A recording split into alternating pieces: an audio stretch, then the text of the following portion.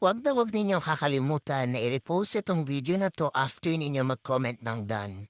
Huwag niyo din kalimutan na i-hearts yung mga iba pang nag-comment ng done at i-follow ninyo lahat ng mag-hearts sa comment ninyo. Pinakaimportante ang pagre-repost para humalapit tong video na ito at magkaroon tayo ng engagement at dumami pa ang mga followers nating mga affiliates.